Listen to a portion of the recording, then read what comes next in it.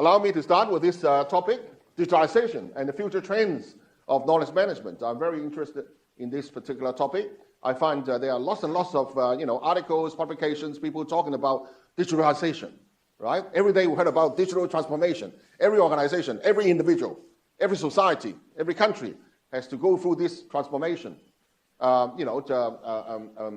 correctly and also marvelously in order to continue the lead. But very few have actually talked about exactly how do we actually exploit and how can we actually exploit digitalization. We'll go deeper into this particular issue. And furthermore, how will digitalization affect managing knowledge now and into the future? I think you'll find there are very, very few research and articles in this particular area at the moment, okay? And again, I'd like to hear your view as well, so try to make this more and more interactive. Firstly, allow me to go back to the basic, if I can say this, the basic, principles, Porter's model about, how organizations compete. I know that quite a large number of people here are from public services, but still, you will subscribe to these principles once I remind you of this. What are these three? First one, everybody knows, product or service leadership. In other words, your firm, your organization, your department is good in providing, engineering, designing, delivering a good product or a service, right? You're superior to any others that is providing the same product or service, right? That clearly will give you a lead in the market. But is that enough? No. We turn to the second discipline. Second discipline is operational excellence. What's that? That means you can produce something repetitively, consistently, economically, and reliably, right? Again, if you can do that very well, you will you should be, placing yourself and your organizations fairly high ahead of your competitors. But is that enough? Obviously not, because I told you there are three disciplines, right? What's the other one? Well, you can build a good product, a service. You know the market well. And you can design, manufacture this product or service also economically and consistently. Maybe even high productivity, right? Is that enough? You're missing one point. Customer intimacy. What's that mean? Together, you have to provide your service, your product, directly, beneficial, personalized for your customer. Take it to the extreme, what does that mean? It has to be personalized at the individual level, right? Can you do that? An intranet, is that personalized at the individual level? No, it's personalized for the entire organization. It's not personalized at all. So building good products and services, you need a good hand on the quality. You need to produce it economically, repetitively, consistently, and so forth. And you need to somehow, to provide that product or service or a combination of that to exactly what the customer needs. And if you take that to the extreme, it's right down to the individual level, not to a group of people, to the individual level. Now, that's not new. That's very old stuff, 40 or 50 years. And all organizations are competing on it. Well, not all, but the majority of organizations still now are competing based on this. Mind you, not all organizations can excel in all three. In fact, it's very, very difficult. Look back in your organization. I'm sure, your directors have already designed the organization to proceed in these directions. But in most cases, most organizations, even very, very successful organizations, can only master perfection, or near perfection, in two of them, right? So they may be very good in engineering the product and services. They can produce it very economically, right? In big volumes and cheaply, but it may not be personalized for individual customers. Even buying an Apple, is it personalized for you? Well, you have to do the personalization yourself, right? A product is personalized for a group of people, right? But individually, you still have to personalize yourself. So that illustrates to you even the might of Apple doesn't go down to the directly right down to the individual level. Human help is also needed. All right. That's just the starting point. So applying this is the Porter's model. Applying Porter's model, so how can organizations generate products and services? Typically, you understand the market, you learn about the market, you know about your customers, you procure whatever material that is needed, You go and manufacture it, either yourself or you get third party to do it. You, to identify the customers, potential customers, who sure need what you are providing, what you are producing, and you deliver the product or service to them. Hopefully, what you have done and what you have considered them so far are correct, so your customer will like the product, and eventually the customer will pay, right? So this is how you generate the value. And this is, the basic operandi for nearly all of the organizations, even up to now. But unfortunately, this model is rapidly getting obsolete in the age of digitalization. Right? I'm not saying that it's useless. Don't get me wrong. You need all this, and you need a lot more. Right? So let's turn to digitalization as a word. What does it mean to you, digitalization? Can we have some input? Don't be like my normal PolyU class. Be proactive. Look at me, don't look down. Any input, digitalization, anything, any first impression, any word that you can throw up. It's about turning paper into a digitalized form. Digitalization is about storing something, scanning something, processing something in an electronic form. A lot more than that. Well, in the age of digitalization, there are a number of things that we should be aware of. Firstly, opportunities and also challenges. We are dealing with a huge amount of data. Big data came out a few years ago. Still, I would say that it has not been conquered. We're still looking for substantial and solid case studies. Why? Because there are significant problems in big data that still remains to be solved. The volume of data is one, right?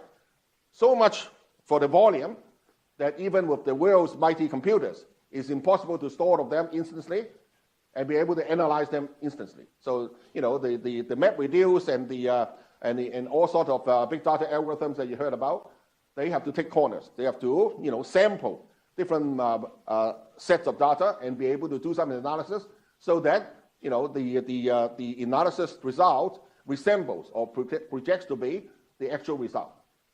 No computers can analyze all the result instantly. And by the time you analyze the result, there's 100 times of that data already come again. So we have the second problem, which is the exponential growth. Not only the data is huge and voluminous, but it's the exponential growth of that data. Right? Again, that adds to the complexity. You're analyzing, at the same time, tons more data have arrived. So which part of the data you need to analyze? While you're analyzing, maybe the newest data has already changed. And in fact, the situation gets more complicated. Everyone knows about Moore's Law. What's Moore's Law? We're all enjoying, right? Well, in Hong Kong, everybody knows if you delay your decision in buying a property, that's an expensive mistake because it will go out forever, right? But if you delay your decision in buying a computer, that's usually not a bad idea, right? Well, it depends on how badly you need it. Because every 18 months, the power will double and the price will also come down. That's the Moore's Law. And sadly or fortunately, depending on how you interpret it, it's not only happening to hardware. In the last few years, we're starting to see the same trend happening to software and data. That's fearsome. That's fearsome, right? Not only hardware multiplies and becoming cheaper, data is becoming more abundant. Again, that adds to the severity of the problem that we're already dealing with. Now, if that's still not complicated enough, we're living in a digital world. Look at the third point. It's the combinatorial effect. What does that mean? To make it simple, in a digital world, is it easy to duplicate? Well, let's say you've got two choices, yes or no. Yes. Thank you. Sometimes students don't know. Digital world is easy, extremely easy, and swift to copy, to duplicate. Now, again, that's got good and bad. The good thing is you can multiply it and roll that out, multiply the deployment easily, right, and copy it.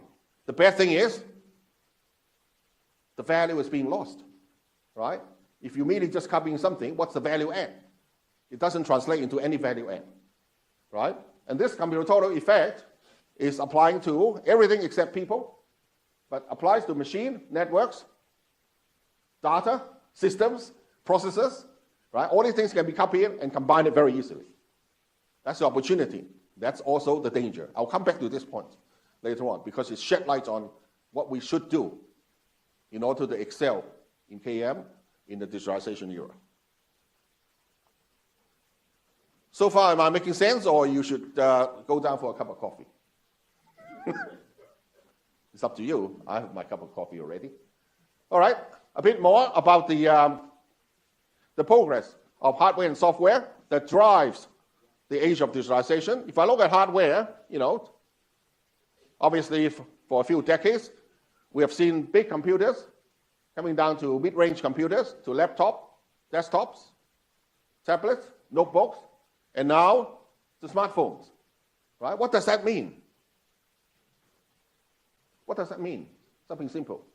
Any input. Give me one advantage of this. Easy access, mobility, high mobility, right? Powerful processor in your hand. Everybody. So the intelligent ones of you would be able to, theoretically, find, locate data, process data, and derive information and knowledge out of it. Right in the hand. Right? On another front, this time on software, we should realize that digitalization is not just storing and retrieving something. Right? Up to now, most of the enterprise applications that you use, databases, transaction processing systems, reporting systems, financial systems, most of them are storing and retrieving information. All right, some are also organizing and presenting information in a sensible form for the user. But think more. And when you learn more and more about digitalization, especially with computer science advancement, we can do a lot more with digitalization, not just storing and retrieving. So this is where I want to start by inspiring some thoughts on everybody. What can we do? I mean, this is just a few of a million potential examples, all right? So, for example, with a combination of some of these operations, we can do tracking. Tracking. What's it good for tracking? In other words, we can track. We can go back and identify the origin of a piece of information or data and see how it has changed or evolved. We identify who has accessed it, right? We identify who may be interested in it. We can identify how a piece of information has evolved over time, just by this function, tracking. Is there another one? Of course, I think the picture tells the word. How about flowing? We can use computers to flow information. Of course, transmitting. We send email all the time, right? But in this case, I mean something even more fundamental. Just sending data from one direction to another direction, which also means that if I know who may be interested in some information, I can organize to flow more information and data in that direction. Right? I can be discriminate. I'm not just talking about plainly transmitting information, but computers with further analysis of the information and data can flow information in different directions, to different bodies, to different email addresses, to different site addresses, and so forth. If that's still not powerful enough, what's the next one? Filtering. Wow. I like this very much. Filtering means what? Filtering means filtering. So give me another word for it. Selective. Yeah. Distilling. Right? Filtering means out of the the sea of information, somehow the computers can apply different ways to reduce the amount of information, and hopefully that reduced piece of information is more relevant or precisely what the user wants. Right? So every day, do we receive enough email? More than enough. Right? Would you like that to be filtered? Yes, but which one is more important? I don't want to filter out the one from my boss. Is that right? So filtering has the effect of helping you to sort out some of the important things so that it can be prioritized, it can be deleted, it can be placed in the secondary queue or whatever, right? But filtering needs input, either self-discovery by computers or by human intervention. What's this one? Ooh, too complicated.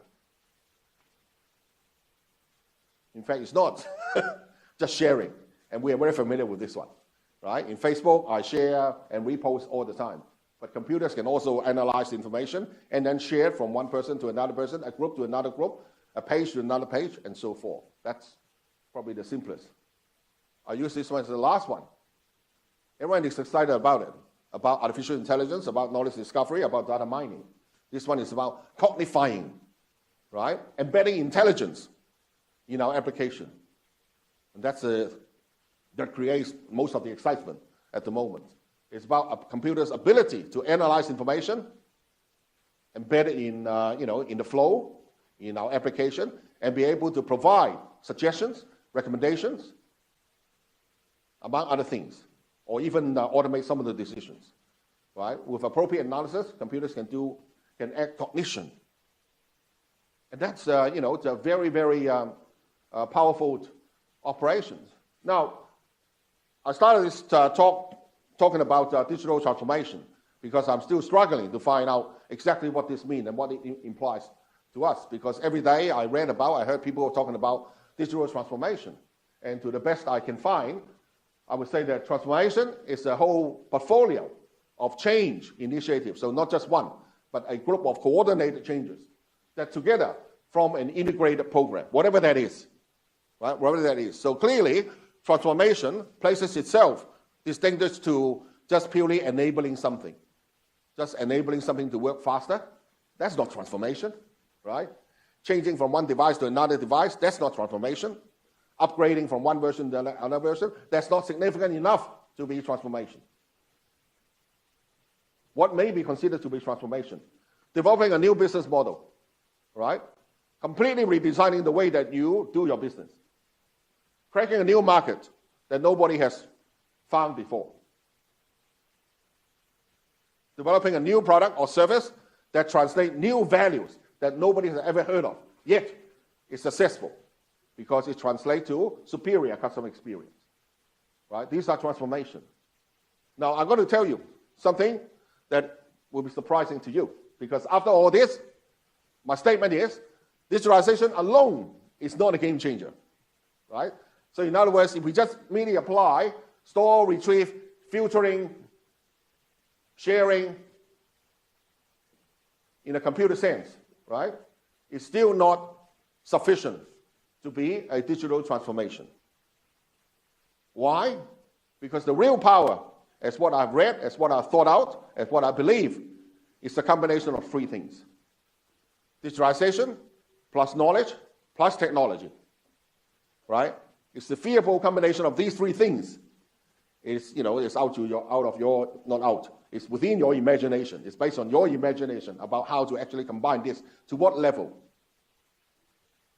of specificity in order to achieve the new values, right? I'll give you plenty of examples later on. I mean, this is not new. Obviously, many of the successful startups, they have leveraged on this precisely.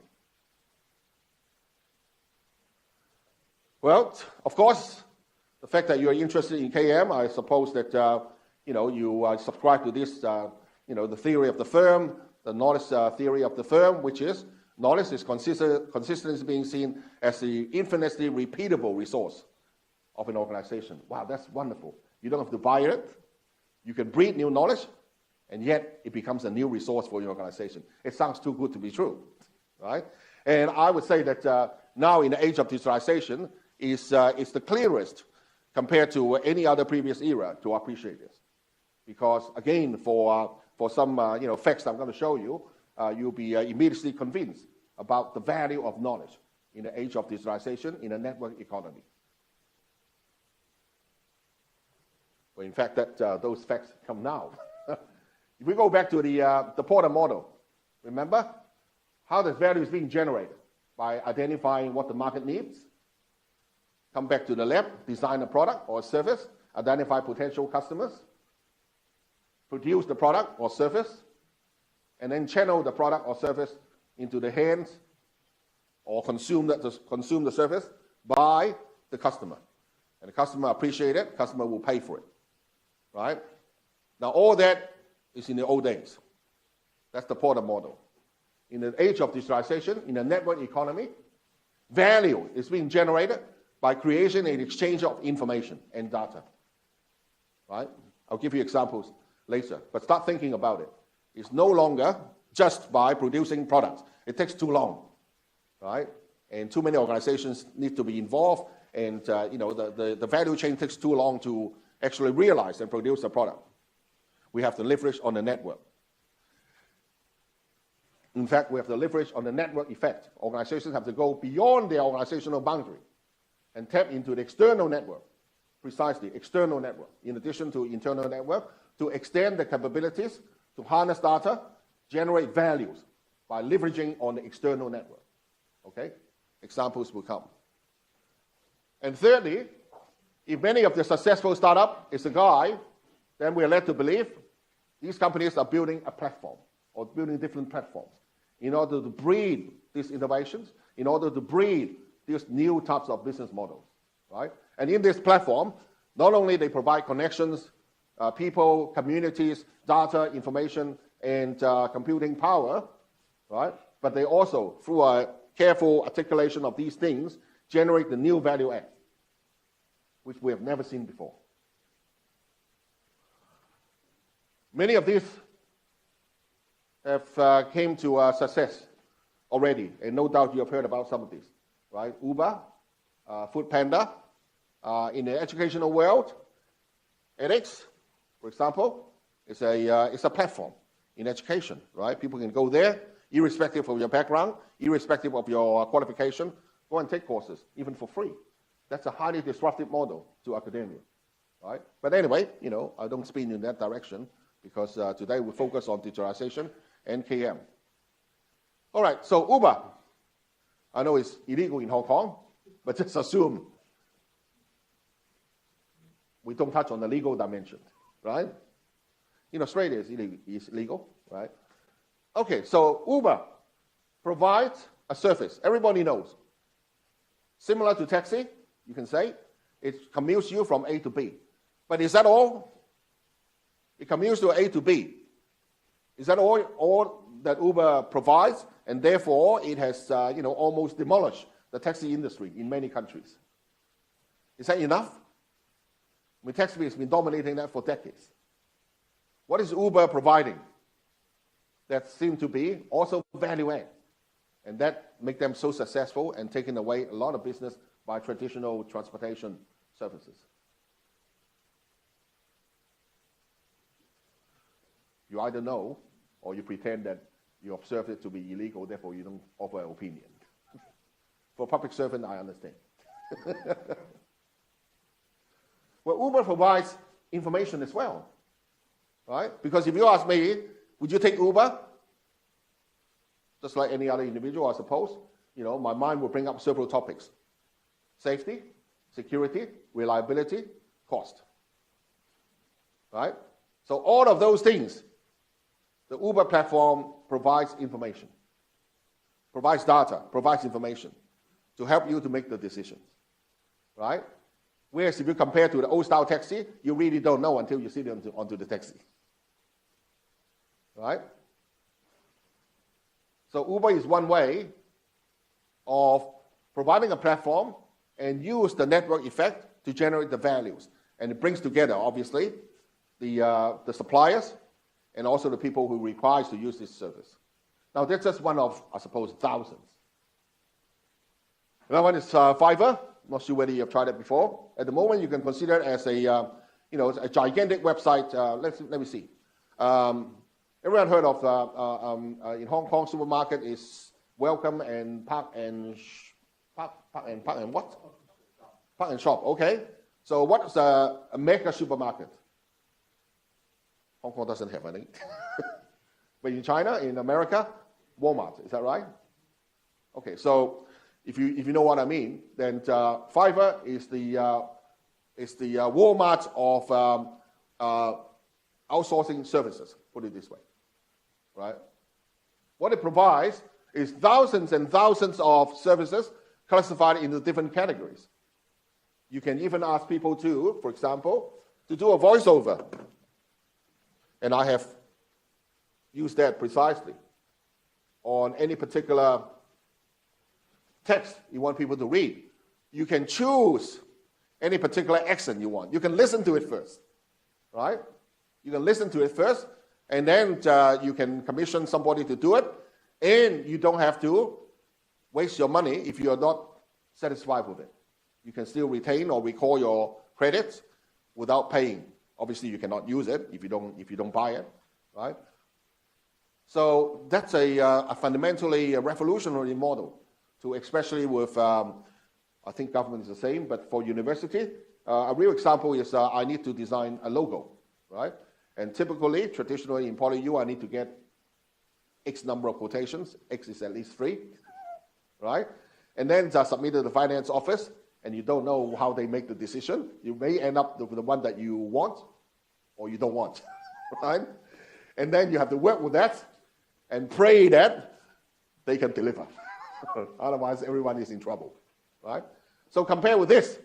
You announce that you want a logo. You go and subscribe to a Fiverr service. You describe or you provide similar versions of the logo. They work on it. They come back to you. Some say that they can do infinitely editing. But of course, I'll tell you what the reality is. But the more reasonable one is they will provide 6 different edits before they charge you money.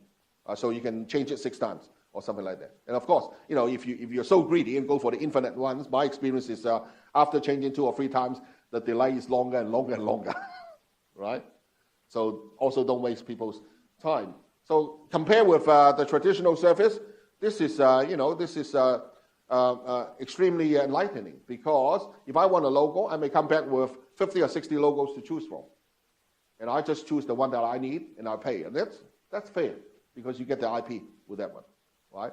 Whereas if I log in with a particular provider, maybe in a matter of months, he or she can only give me a few to choose from, right? So this is just one example of using this kind of services on a platform.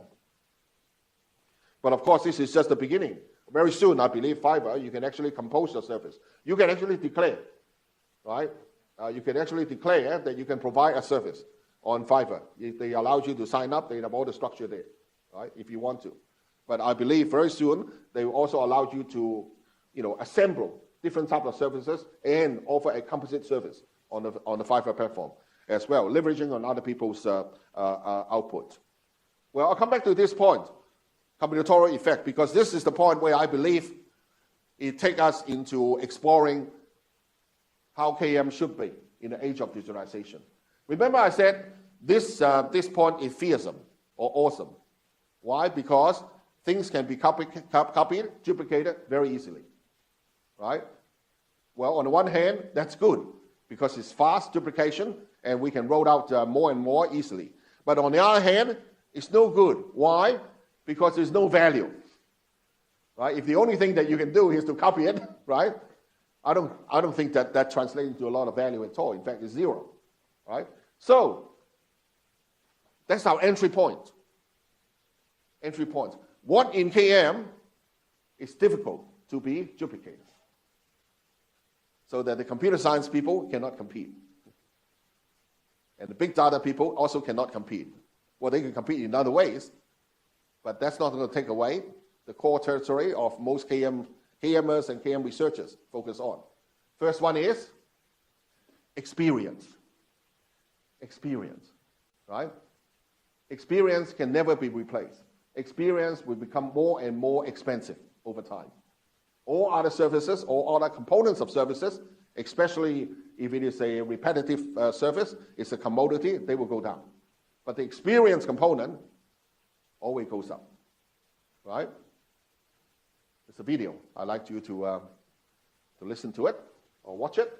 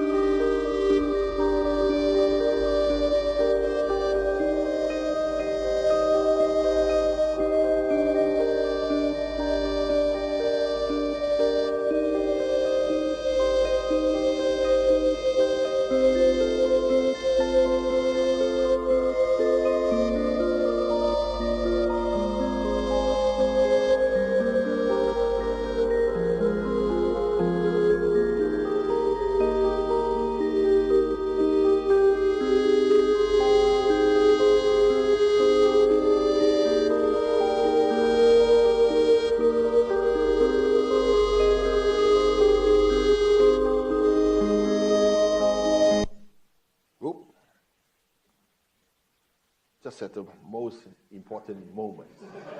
Why is it 10,000? Why is it $10,000 by just hammering something 2 times?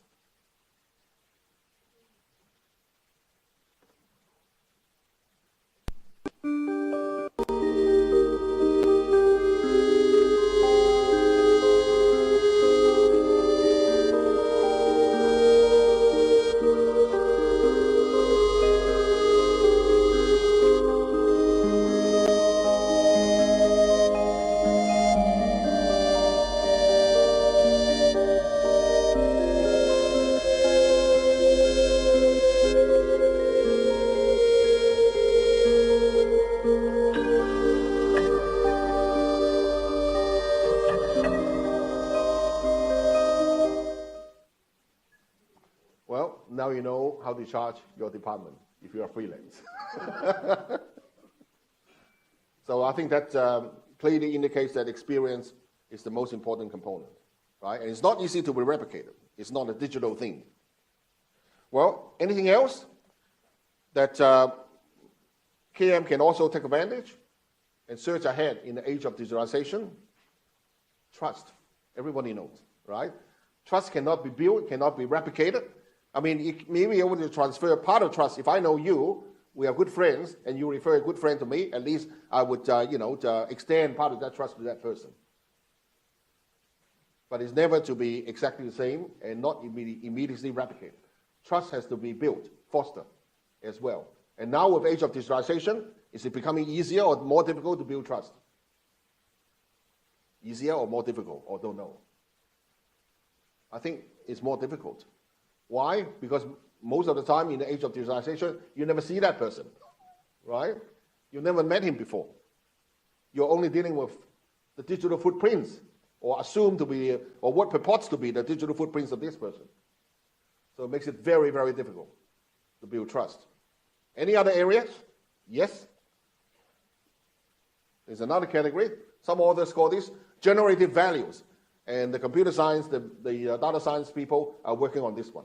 What is it? Generative values, in general, you can assume that to be, things that you can add on when you deliver a part of a product or service that makes the customer to feel better, right? There may be some knowledge components. It could be some kind of adjustments, right? Let's see what it is. The age of this, if we learn this from the digital world, from the recent successful startup. The first one, as KM, we know, immediacy. Being able to provide that information immediately, at the right time to the right person. KM101, right? That continues to work in the age of digitalization. Second one, it's about interpretation. Don't just give people a bunch of information, a text to read, but summarize it, situate it, so that this person is easier to absorb, right? Provide the interpretation. Maybe this is very, abstract.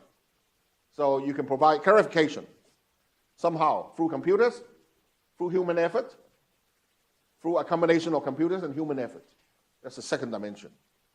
Third one, discoverability, like what we have talked about in cognition. Being able to analyze data to reveal patterns and trends to the human, right? Or maybe even use this to assist part of the selection or part of the decision making, right? That translates value. Fourth one, accessibility. Make it easier for the ultimate user to access that service. Make it easier. I think many businessmen are trying to do this. Easier could be simplify the process. Easier could be available on a particular device through a particular app and so forth. Embodiment. Maybe your user is not using anything that you're providing the service, but try to embed what you're providing, that value add, in apps, in whatever that the user is commonly using, right?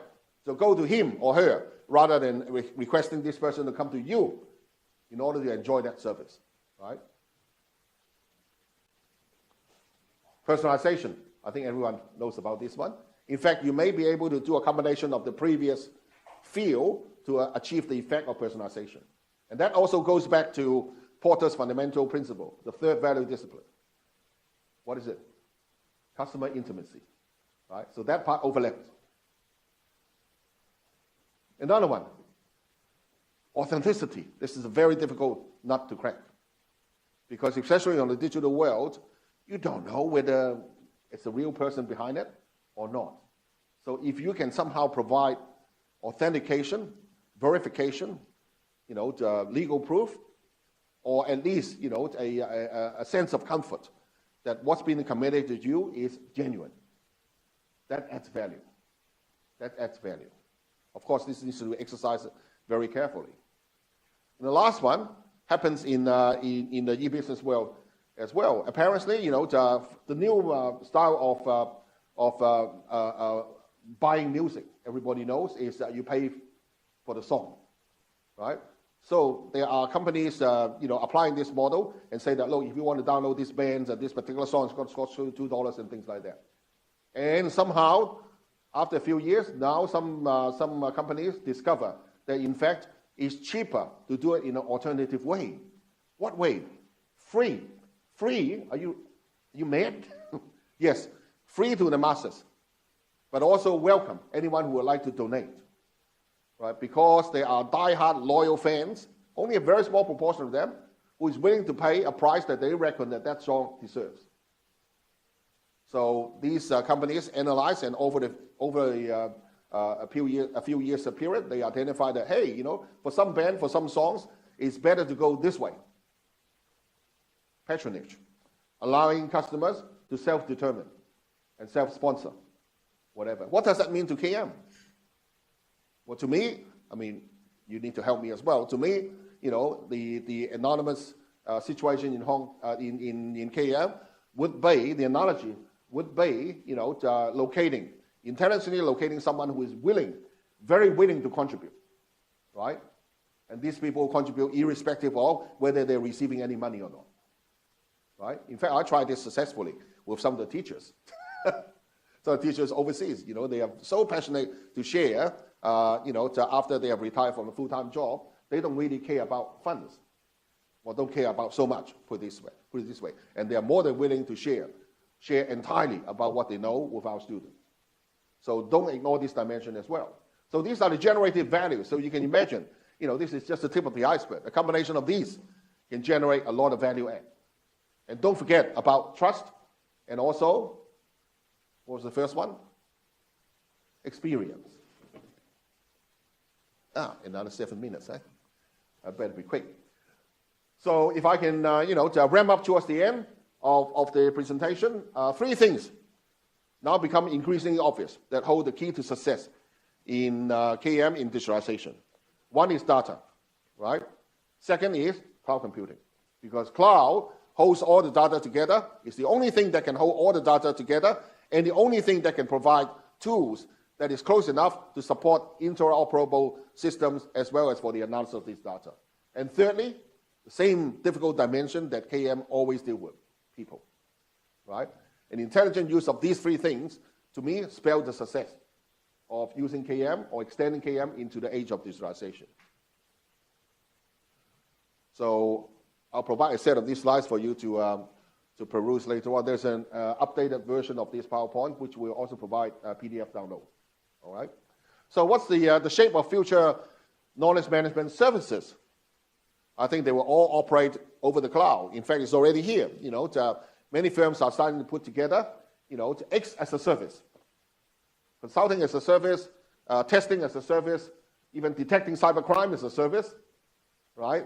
Designing seminars as a service, voiceover as a service, mobility as a service, right? Over the cloud. And I think no difference for KM. So we go back to the original diagram of a company, right?